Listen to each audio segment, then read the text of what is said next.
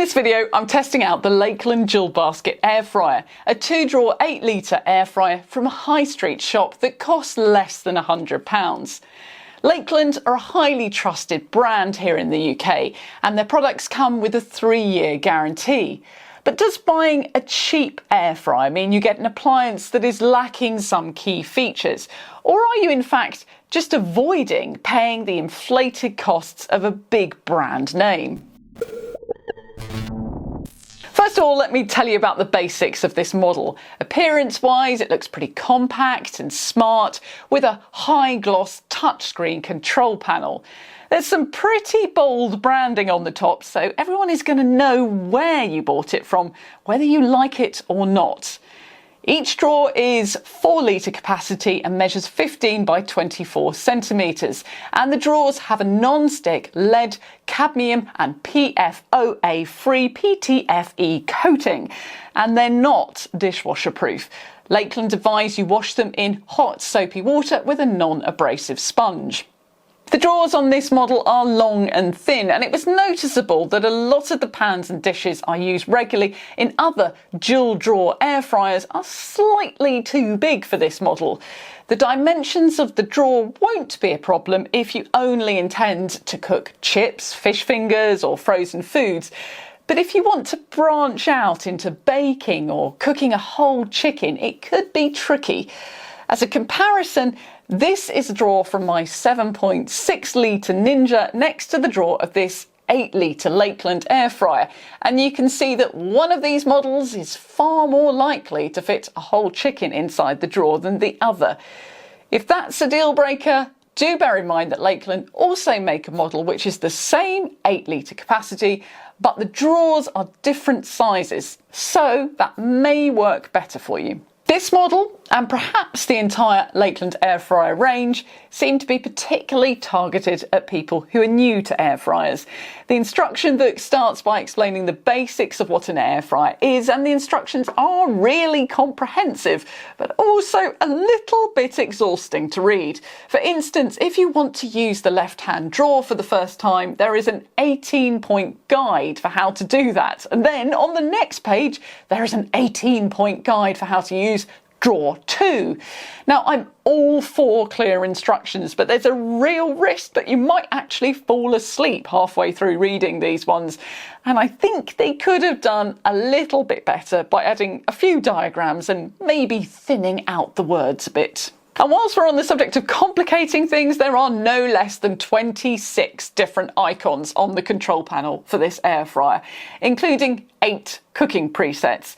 Those 8 presets are steak, chicken legs/wings, seafood, fish, pizza, fries, bakes and vegetables.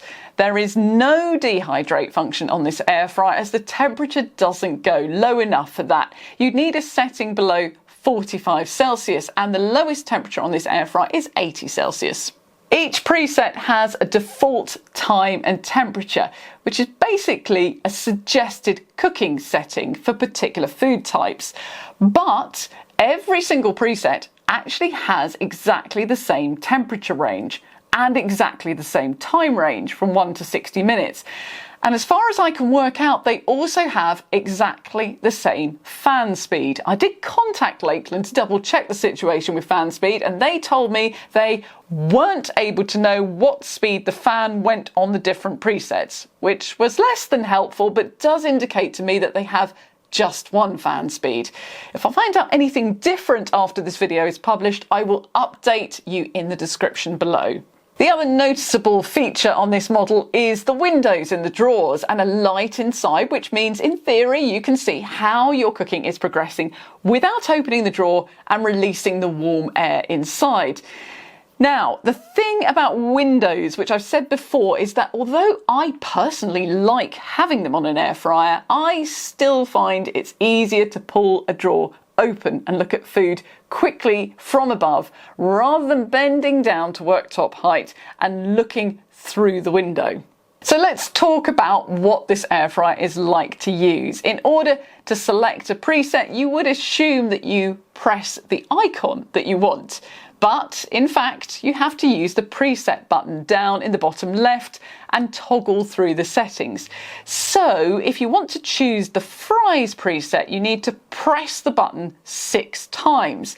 If you're in a rush, do it too quickly and accidentally skip past the fries setting, you need to go all the way round through the options again, which means pressing the button 14 times. When the air fryer is running, the display alternates between time and temperature, which means it's possible to be confused when you glance at it and see 200 on the display and not realise if it's telling you the temperature or the remaining time of 2 minutes. Unusually, this air fryer has a memory function too, which means when it turns off at the end of the cooking programme, if you want to turn it back on immediately afterwards, it will remember what time and temperature you were using before and automatically choose that. Now, this is useful if you're batch cooking and using more than 2 drawers worth of identical food, which does sometimes happen with me when I'm cooking large quantities of breaded chicken. There's a synchronise end function which you can set up so that 2 different dishes cook for different lengths of time in the 2 drawers but finish at exactly the same time. The on-off button serves as both a power button and a start button, so you use it to turn the appliance on but also to start the programme. I personally prefer having separate buttons for those 2 functions. So what are the compromises with buying this economically priced air fryer? Well, mainly its temperature range. This model can only be set for between 80 and 200 Celsius. You need higher than that to get a really crispy finish on food and lower than that to dehydrate. So you're missing out on some of the capabilities of other air fryers.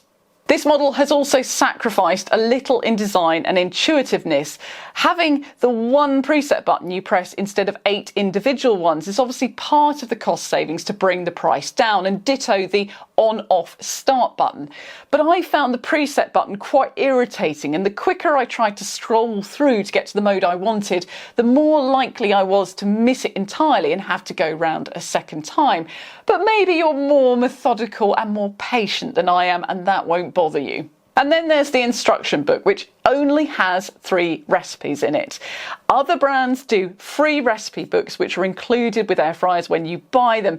And so you may find that you lose some of your cost savings by having to spend additional money buying a dedicated air fryer cookbook to get yourself started. But it's worth mentioning again that this is a Lakeland air fryer. I have never known them to give anything other than excellent customer service, and they are confident enough in their products to give a 3-year guarantee. And of course, you can actually go into one of their shops, talk to their staff and see the product in the flesh. So if you're on a budget and you can put up with the little niggles that I've mentioned, this may well be the model for you. If you've got any questions, please do drop them down below and hit the like button on this video if it's been helpful.